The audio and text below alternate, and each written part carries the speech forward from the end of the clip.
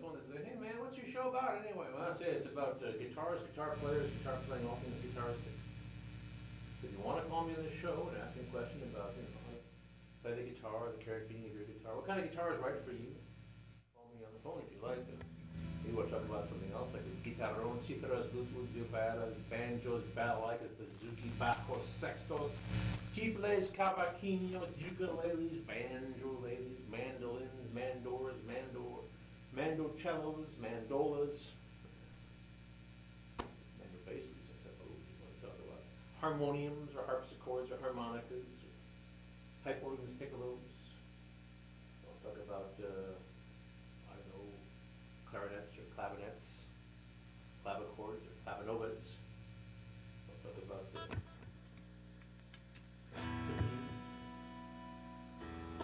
trombone, tromboninas,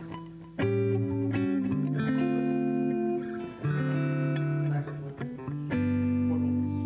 cornettos.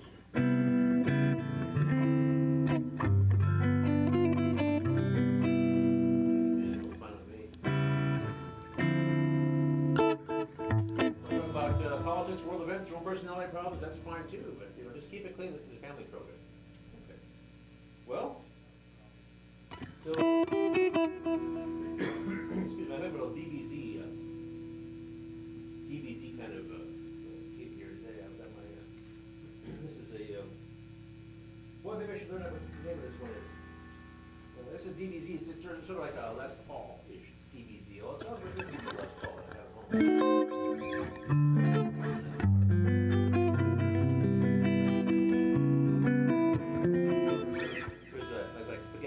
It's actually brightly colored wires here. The orange ones, the blue ones, and the black ones. I have a little trouble with your speaker mic.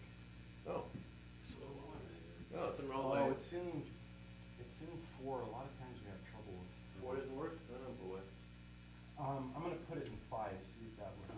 We'll put it in 5. All right. We're a non-profit organization here. I think that probably up all the big-time people like KGAN up there in Cedar Rapids, they probably have a bigger budget than we do. But actually, I've heard though that some of those production facilities are quite squalid. Okay, here's my my guitar.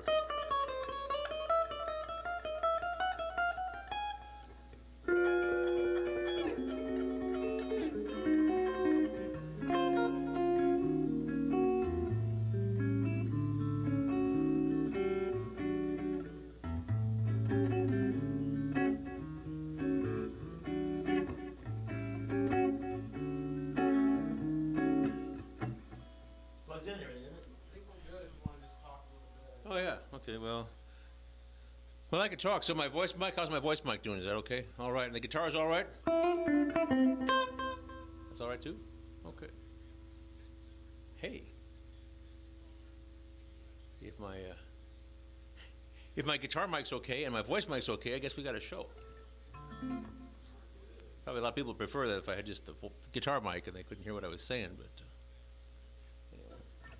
But anyway. The thing about this guitar is it's mahogany, and the top is a curly maple. Maple top, see, so it's all shiny and hard, you know. Maple's kind of really hard and dense and kind of cold to the touch. Mahogany is a little bit, you know, warmer and has more air in it, I think. I think the maple is... well, actually, maple grows up there in Canada, and mahogany grows down there like in Central America and places like that, the Philippines. I don't know where they got the mahogany for this, but I didn't ask. But... so the thing about if you have this little thin top, which is like this little skinny thing here, piece of wood, it tends to be wires. Sorry, people at home can't see this. We're having all kinds of excitement in the studio. I'm just standing here, but anyway, this has a very thin top made of as you can see there. There you go. That's a thin piece of maple, curly maple, very dense wood, hard maple. And the back is mahogany. And the rest of the guitar is mahogany. The neck's mahogany, and and also the neck is like you know, joined to the body. It's not bolted on like it is in the Stratocaster. It's supposed to give it more sustain. And then the pickups are very similar to the Les Paul pickups. So the design is very similar to a Gibson Les Paul, But the other thing is it has a double coil pickups like this, but also has a splitter, so I can go. Here's a sound with a double coil. If I pull this knob here out, it sounds like. Good. Has that kind of twangy bite to it. So anyway, this is what I'm playing right now. It all comes out like this kind of. Well, I don't want to say smooth jazz because some people like. Smooth jazz is one of those things people say like soft rock. You know, like it's actually what a lot of people want to listen to. You know, to feel good. But the people who actually play the music, you know, like real jazz musicians, they'll beat you up probably. You could slap you around in the alley for saying something like smooth, cool jazz. Yeah. Cool jazz. Well, cool jazz was a movement in jazz somewhere after bebop, and then there's free jazz. I'm not exactly sure what free jazz is. I think it's like everybody's doing whatever they want. But Stan Getz with cool jazz. You know, I've. Okay, I have a story about Stan Getz, but I don't claim to be a real jazz musician. I did play a gig though last. Thursday night at a wine bar in the Mendoza Wine Bar, which is kind of a nice place, really. It's a very nice place. Polished concrete floors, personable servers, and knowledgeable wine merchants, and people go there to drink wine and have their little cheese plates and stuff. And I think there's enough light on me, or is that is that just a monitor I'm looking at? No, I don't know. It seems like there's even less light on me than there was before. Maybe we need a. You can see there's some fingerprints on top of my guitar. That's light enough to see that.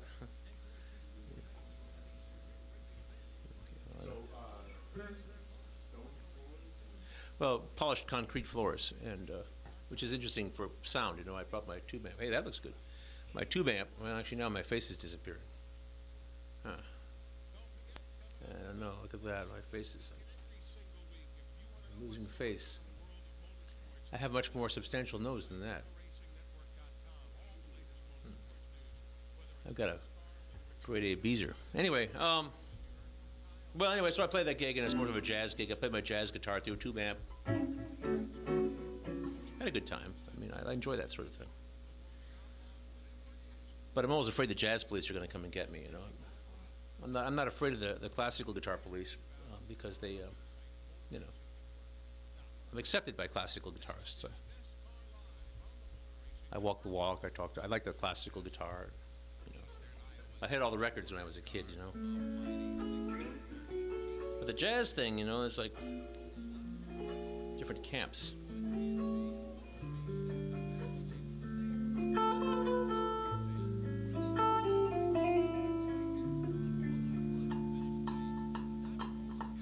I think on one of my Twitter feeds I put up a quote by Pat Metheny about how the smooth jazz, like Kenny G, was some of the worst music in the history of humanity, or something like that. Yeah. This one's maybe the Irish should be turned down a little bit because this makes me lose my face, and the other ones are kind of dark. Yeah, not that much, but. Yeah, that looks good. Yeah. I've actually seen that drop off in professional television. Where their nose disappears? Yeah. Well, for some people it might be an advantage, but I think my nose is a defining feature. I have a relatively substantial Beezer. And I hear that you have in television, having a big head is a great advantage. And that there's these articles. Somebody's telling me about an article they read about all these people with really big heads, and like having a big head helps you in show business. Yeah. To the white.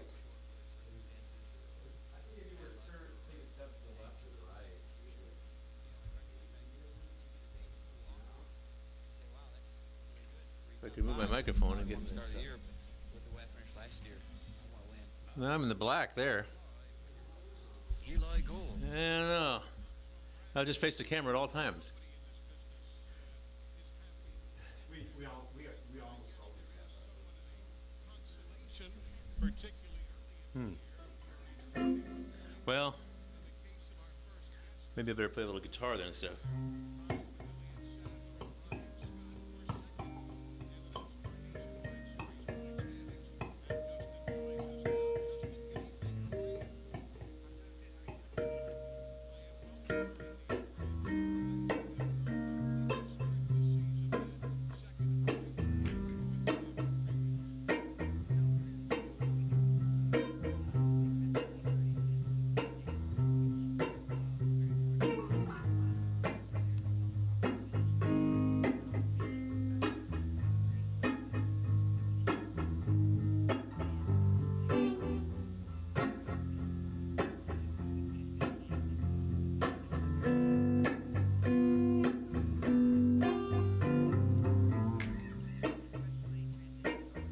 We'll split my coil here.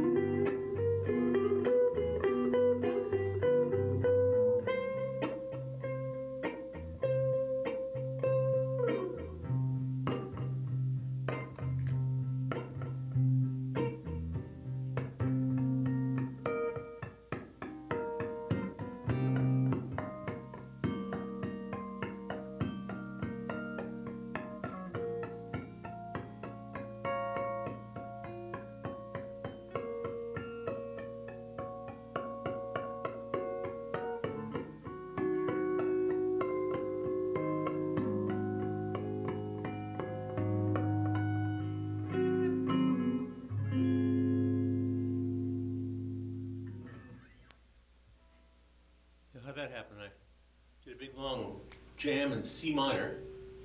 And I ended up at a D major 7. I thought you were going to launch off into another song there when you did that little modulation. Yeah. That's what we call it, modulation. Hardly a new idea. You think about it, it's really common in country music. They modulate. You have like Dolly Parton, you know, like, I will always love you. Yes, I will always love you. No, she goes up. And A lot of popular songs do that. That last minute. Yeah. It's more of a key shift than a modulation. I think that's why it's dramatic. I mean, technically it's a modulation, but it's you don't get there through chords. You just go right there. And Oh yeah. Change the key. Hard goes wild. Yeah. So you just draw a couple extra sharps in there and go from your G major to your A major. And I'm sorry, I just got back, you know, from teaching up there at Coe College, you know, and I have this I have these ideas like for musicians, you should learn to read music, you know, and then learn what all the notes are on your instrument, you know, and then learn some basic math. You know. And we don't like us guitar players don't talk that much about, you know, subdominants and supertonics and stuff like that. We call it numbers. You know, you got your 1, 4, 5. You know, G, C, D, and you know, then after that, you start working on it for a while, and you start thinking, I think, wow, I really love the way that sounds. And you know, maybe you came upon it by accident. So you think, what was it that felt so good? And then you know, try to replicate it in different keys. I'm fond of saying one of my favorite things is an add 9. You take a perfectly respectable chord, and then you overshoot the octave note by 1, the whole step. So you have like an E chord. Sorry, I was bending a lot of notes. They were in tune, it sounded great. So here's my E chord. So here's the octave, right? So that's an E. So what I'm going to do is I'm going to overshoot it. So I put that in there and I get this.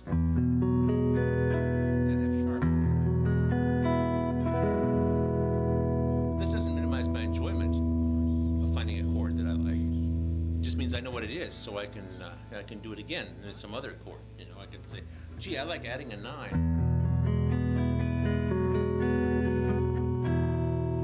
When you think about it, I mean, when you add a 9, what do? You mess something up. I mean, what's a 9? Well, you know, it's like a second. It's like a 2. It's the same note, right? I mean, the second note is an F sharp scale, so it's a 9th note. Right? So I put one there though between the right after the octave. Is I have an F sharp and an E. Yeah. I have a F sharp and a G sharp.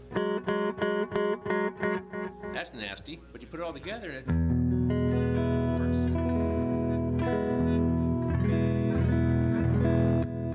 I give the chef of the Tuscan Moon a ride every now and then. I don't know what's going on with his car, but sometimes he wants to come in. He actually moved to Kelowna, which is a good thing. He's like lives a block away from where he works, which is wonderful, you know. But you know, most of his friends and contacts are in Iowa City, so you know we just sort of as soon as I give him a ride into town here, and but the thing about like chord theory is it's kind of like making a really good sauce or something like that, because he was saying like a less competent chef will just add a whole lot of cream and butter to things to make it taste good, and it's like cheating, because you can make a low fat sauce that tastes really really good, but without adding a whole bunch of fat to it.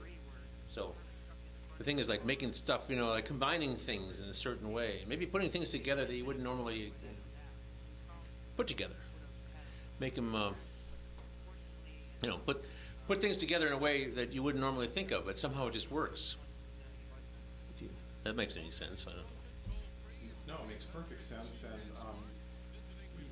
the payoff for doing the kind of work you suggest that guitarists do is that if you add that 9 chord, what the effect will be. Right. And if your intuition says, this is where I want to place that sound, you right away know how to do it. Right. Because you know the notes you need, and you know the effect it's going to have. Right, and that's it. So- Yeah, because you know what you're doing, so you want to make it go there, and you know what that is. It's, people do come up Like with like a good chef knows what to do with the spices. right, and you can have accidents, happy accidents, and if you do have a happy accident, you say, "Ooh, what was that? I like that." And then remember it. Yeah. Yeah, there's like the Three Stooges, Pardon Our Scotch, where they're trying to, they have a job remodeling a pharmacy. This is at the end of Prohibition, and the guy is desperate to get booze, you see, because his shipment has been delayed. So he goes, "You guys watch this place." He has to go talk to his supplier, his distributor. So the Three Stooges run the pharmacy, you see. So some guy the guy who's actually the distributor shows up there, want to talk to the boss, and he's in big trouble, because he can't supply scotch. So the Three Stooges, he says, the Three Stooges, mix me something up from and back, And so they have no idea what they're doing. So it says, every man for himself. In a pharmacy, no. In a pharmacy, yes. And they start putting pills in and say, nuggets. And then it starts to it mix it up in a boot, and it burns through the table or something like that, And the guy drinks it, and his hat comes flying off, And says, "Where'd you get the scotch?" So they, but then they try to mix up a barrel of it, and of course it ends up exploding, and there's foam everywhere, and at a fancy dinner party, it explodes, and All in a day's work for the Three Stooges. That's right. The point is they didn't know what they were doing. It's every. So you start over there, and after that, it's every man for himself. They just start putting. There's like the one where they pour paint in there. He says, "You just poured paint in there." "Oh yeah, okay." They pour, "What's that?" "Paint remover." So, this is. I'm sorry. I've been quoting Three Stooges more and more lately. It's great stuff. And Popeye too, but. Popeye's good stuff too. But it's just the whole thing about having your spinach, which is another thing. Is like magical thinking. Like if you just had your spinach, you could do amazing things. But usually it's discipline and hard work. That's what I'm saying. All right, so the Stooges mixed some wonderful scotch up, even though it burned through the table first time, but then the second time it exploded in the barrel. So, well, if you accidentally come upon a chord that burns through the table, it may have been an accident, but you'll say, "Hey, I may want to burn through another table in the future." So you remember it and learn how to get there, and learn how to get there in all keys. That's right. And you've got it. Well, I like the flat five, especially if it's right next to the perfect pitch.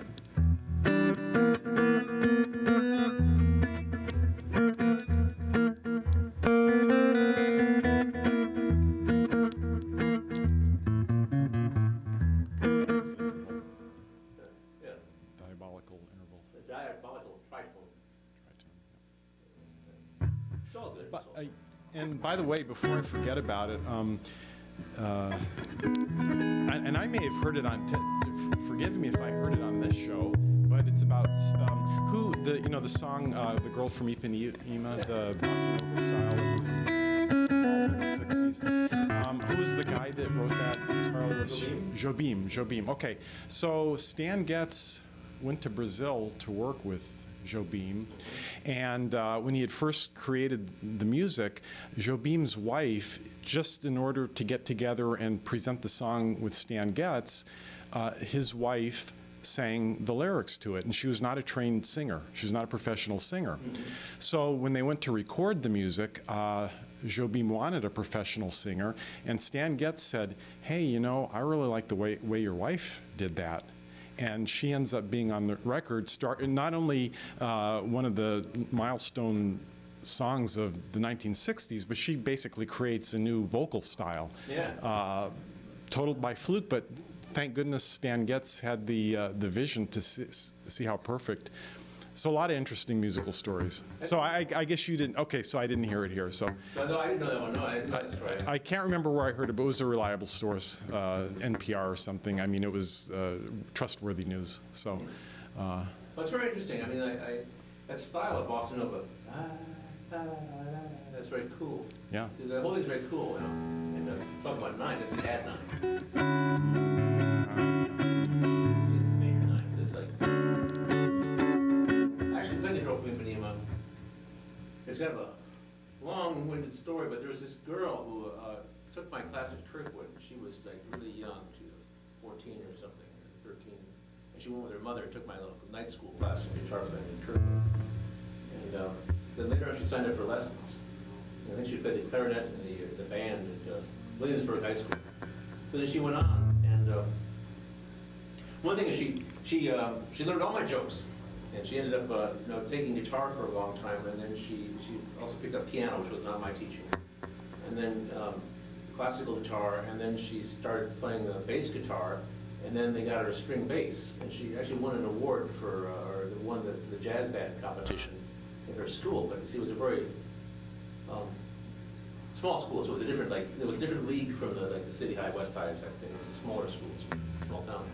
But she won for bass playing. It was very well. But anyway, then later on, she did the,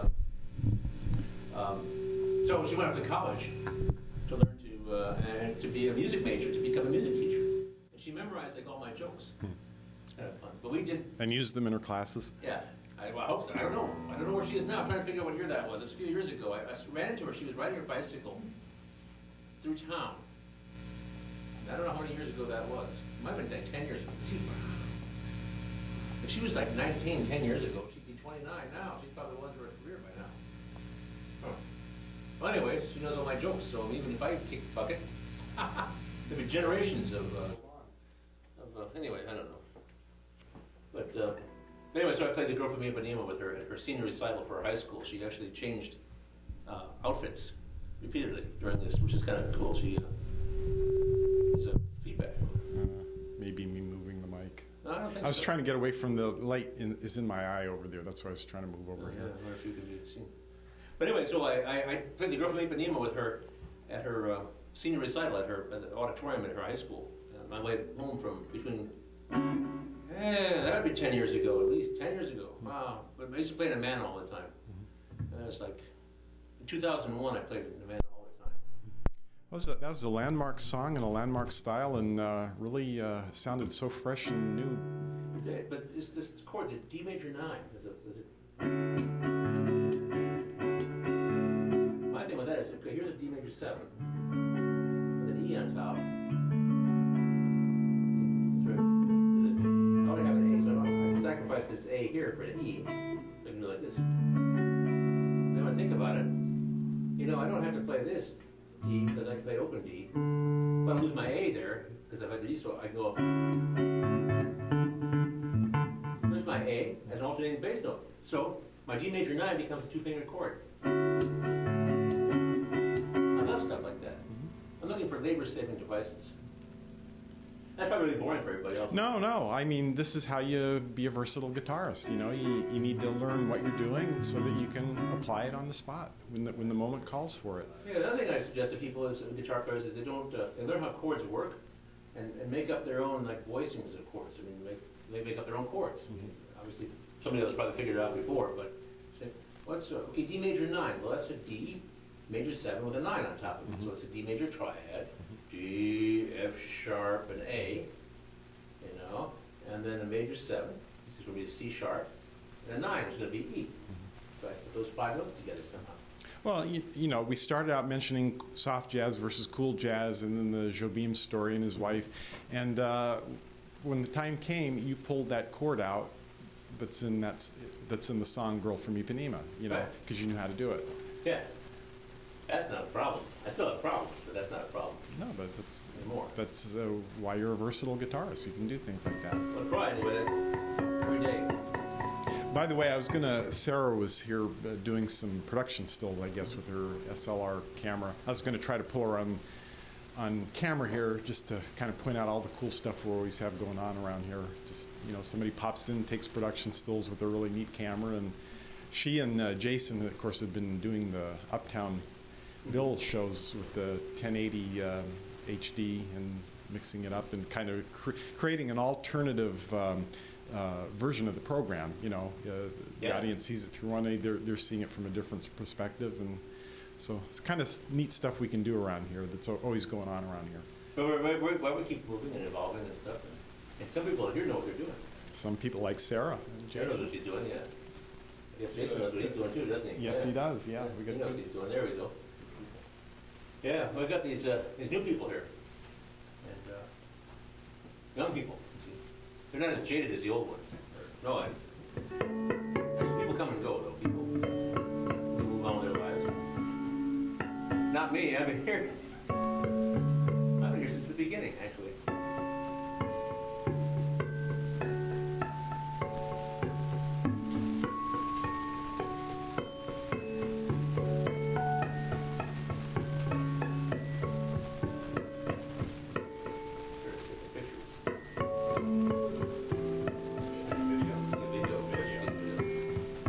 That's just a lot of pictures strung together, isn't it?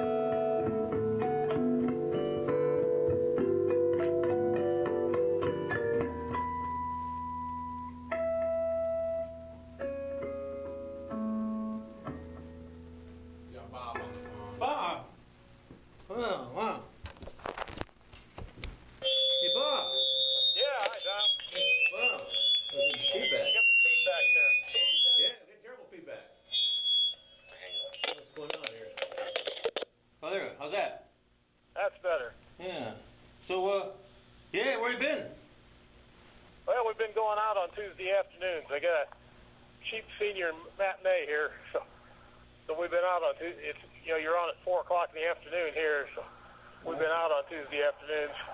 Yeah, I hadn't heard from you for a while, and I was thinking. We were worried about him. Yeah, we were thinking about checking the obituaries or something, see if something happened to you or whatever. But, Yeah, no, I'm still alive and kicking so far.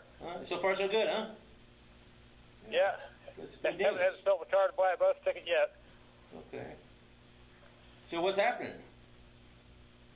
Oh, pretty much the same old things. About half the commercials on TV out here are lawyers, and there's some kind of a deal on foreclosures, short sales, and anyway, about half the lawyers are advertising their expertise on short sales now. I see. Just to mention, we're in Las Vegas.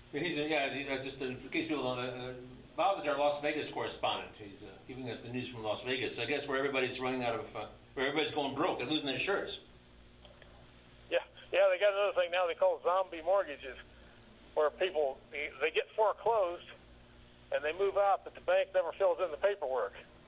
So all the taxes and everything are still getting billed to the people that have been forced out, because the bank didn't change the ownership of the house. Oh, I see. People thought they were out from under it are finding out they still got to pay bills. I see. How's the water situation out there? Mr. Kubisky says, how's the water? It's still shortage. They're having a drought again this year. Yeah, okay. Well, now they're going to probably open up another casino in Cedar Rapids, so what do we need Las Vegas for? Yeah, I saw that on the news. Yeah, I check the local news back there every now and then, mostly to see how much snow you get. But I saw that they voted to allow another casino in Cedar Rapids. Yeah, we'll see what happens, but I'm taking this opportunity to change guitars, by the way. But yeah, I don't know if we need another casino, and there's a lot of people in Cedar Rapids. They're pretty evenly split, but like 51% of the people who voted decided that they did need another casino in Cedar Rapids, or in the area. The Riverside Casino was offering to build a water park there instead, but because, people drive down to Riverside. Yeah, I can't find a quiet place. I only got about half of that. Oh, you're saying people like Riverside Casino was trying to, say they're going to open up a water park in Cedar Rapids. Yeah. So they wouldn't have to, so they wouldn't build a casino there. Because they could, you just drive right down 380 and it becomes 218 and take a left at Riverside and there you're at the casino. So, yeah, I remember when the Mesquakis were paying off the cattle Congress not to put a casino in up there, but then they finally got too good an offer, I guess. Huh. They still have a casino in the Mesquakis today, or? As far as I know, last I knew they did. Yeah, okay. Matter of fact, last I heard they were having some money problems down there. They borrowed a lot of money and put in a big expansion, and then all the markets collapsed. So it wasn't bringing in. I don't know if the people were still getting what they'd been getting off of it or not. Money got pretty tight for them, I guess. Well, that was the only casino for quite a while, and then there was Dubuque, there's Davenport, there's Clinton, there's Riverside, Waterloo. Yeah. Around Des Moines area, there's like dog racing or whatever they've got going there. I don't know. Yeah, I'm not. They had a horse track out there at Des Moines, and it was broke, and I'm not sure what. I know the Omahas offered to buy that and put an Indian casino in there, but the state doesn't want any more Indian casinos because they can't tax them. I see. Well, I'm a notorious guitar collector, and I know I've got no one to talk, but I don't want to get involved with gambling. I have enough trouble with guitars, but I don't know. I think there's enough gambling, or should we call it gaming? Yeah. Everybody out here in the newspaper and everything, they always call it gaming. They never say gambling. Yeah. Although there was one, over on the Strip, that the name of it was a gambling hall, but normally they don't say that much. They always want to say gaming, and I'm not sure why they think that's better. Right. It's a euphemism. It's like saying adult entertainment for porn. Yeah. All right. Yeah, well, they see signs for that out here all the time, too. They're all over. That they're all over porn, too, yeah. I know a woman who was trying to get, she wanted some dirty movies for a bachelorette party. Yeah. So she went down to the place where you buy that sort of stuff, and the guy behind the counter insisted, adult movies. They're adult movies. And then somebody was asking innocently because they wanted to go out and to hear some jazz or something like that. They're looking for some adult entertainment, as opposed to what maybe college kids would watch. And I was just saying, well, I think what you want, find another word for it. But yeah, classical music would be adult entertainment. Yes, I suppose. And smooth jazz. Sorry. Yeah. Yeah. So you coming back next month sometime, or? Yeah, we're going to leave here. Well, the end of this month, we're going to leave here and go up to see our daughter in Seattle for a few days, and then head back. We should be back home. Well, probably second week in April sometime we'll be home. Yeah. Okay. So bring us another report from Vegas, and if you get a chance to call from Seattle, check in from Seattle too. Did you get that? Something about Vegas and Seattle. Well, Skobinski here is saying you should give us another report from Las Vegas and call in a report from Seattle if you can. Oh, yeah. Well, last year I phoned in one from Seattle. I had a better internet connection up there than I did here. Actually, when I get up there, I will have again this year. My daughter's got a pretty decent internet connection. Where I am, it's pretty slow. Last year I didn't even have one. I had to go to either the senior center or the library. And of course, the library I can't talk on the phone. But yeah, I'll call in from Seattle. Yeah, that'd be cool. Well, you should be able to get an internet connection in Seattle anyway. It's a high-tech town, I think. And Yeah. also, it rains all the time. All they do is sit inside and surf the net all the time. So We'll be staying with my daughter there, and she's got a pretty decent internet connection. yeah, I should hope so. It's Seattle. Look forward to news. See what's going on in Seattle these days. Yeah, well, I'm sorry to hear about the. Well, I don't know if I'm that sorry to hear about the gaming industry the entertainment industry is suffering so much in Vegas. I don't know. It'll probably go back to being a desert someday, won't it? You figure in time? Well, you sure think so, and they still talk about that. The big water shortage. Everybody wants to grow, but there isn't enough water for what they got now. So Yeah. they've talked about the Colorado River. There's federal laws and treaties and whatnot about who gets how much of that. And they were talking a year or two ago about trying to swap some, put in a desalination plant out in California and give California water out there and trade it for some of this Colorado River water. But last I knew, nothing had ever come of that.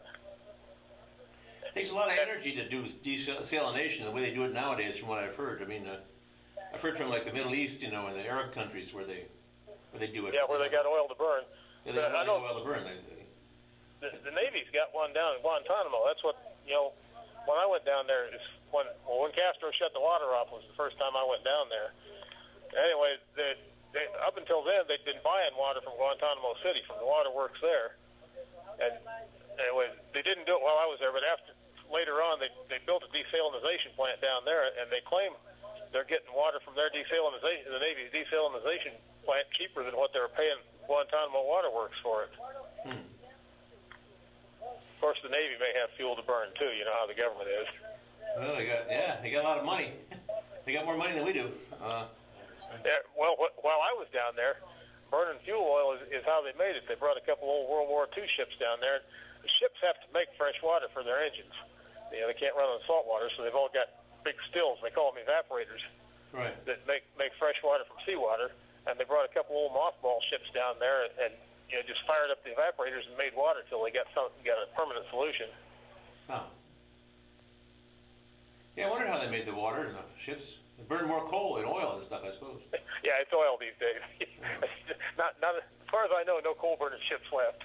Yeah, it's been a long time, but huh. And nukes, of course, for the big ones. Yeah, and nukes. Yeah. I don't like that either. We should go back to sailing, and then they could mix rum with the water so that the green slime doesn't make the sailors sick. Yeah. Like they did in the old days. And also it makes the sailors happy. But back in the days of wooden ships and iron men. Right. Can you imagine the kind of job they have? I mean, I've been hearing about this. People talk about the kind of work people do, and I've been reading about patriarchal society and the patriarchy theory and so forth. I was thinking the kind of jobs that people had to do in those days. Like working on a ship. Yeah. People did work that was real physical labor back then. It wasn't real, but they had to climb up there and unfurl the sails by hand. You're climbing up ropes up to the mast in the storm. Yep. Or some people Now- never, some people were under the ship, under the deck the whole time, like sewing sails Yeah. together and stuff. They never got out on deck and so forth. And then and of course their bathroom or whatever, what they had, if you if a big wave came up, you could be washed overboard, and that'd be the end of it. So. Yeah. So Nowadays, people sit at a desk and call that work. Yeah, that's right. So if I had to go to the post office and the library, I'm ready for a nap. But anyway, I guess I have to work for a living too. But Yeah. Well, maybe I better get out of here and let you make some music. all right, well, thanks for calling. Call back. We're here every week. Okay. Okay. All right. All right. We'll see you later. There's Bob. I was wondering. We got our, oops, uh-oh. I was wondering about Bob. I was afraid something happened to him. But hey, look, I switched guitars while we were talking. It's kind of loud. I got down at about 2.5 before.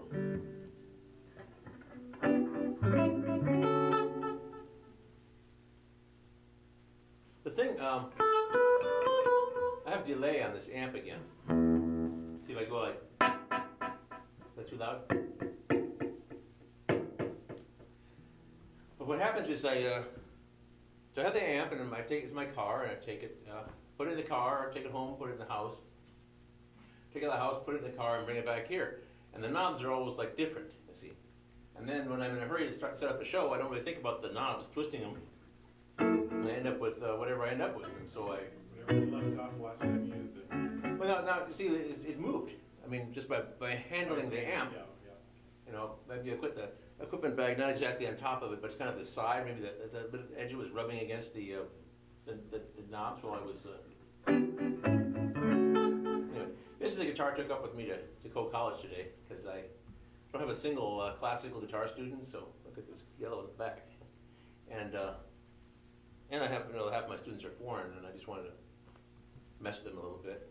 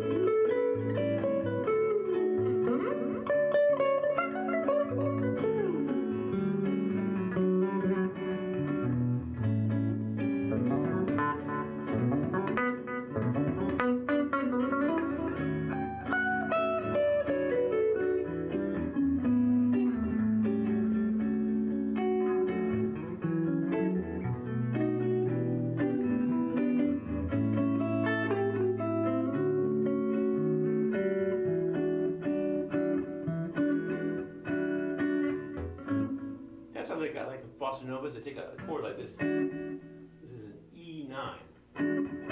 And they flat the third. Like an E flat or E minor 9.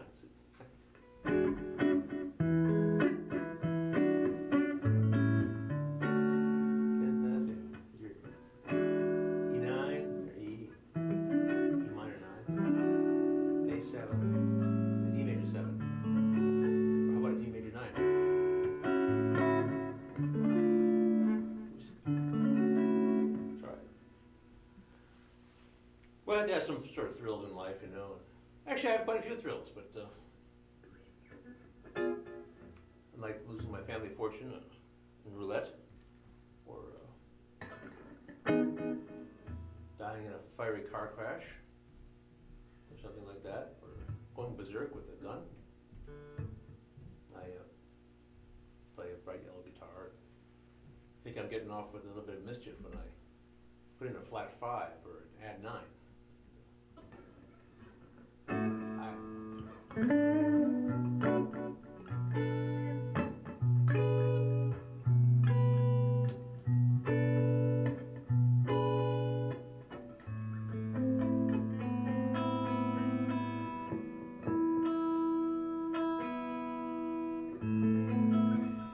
A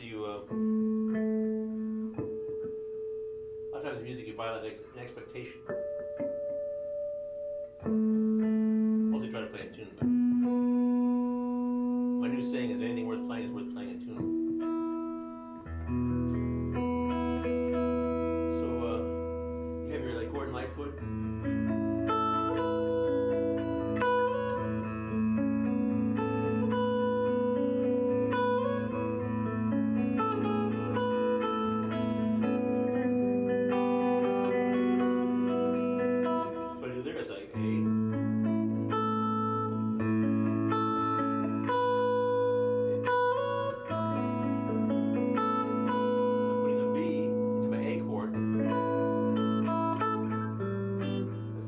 If you could read my mind, then you have stuff like a. What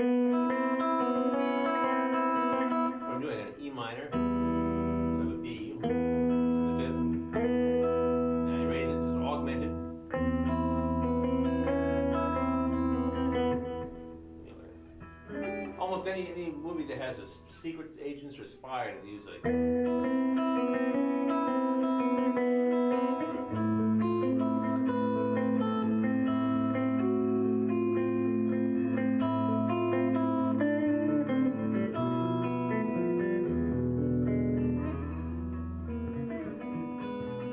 Tom's Guitar Show theme, I have an E7 chord and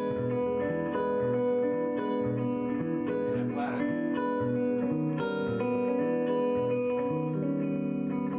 Except that my B isn't flat. That's what I do there. But by golly, I'm supposed to have a B flat. It's a major 7.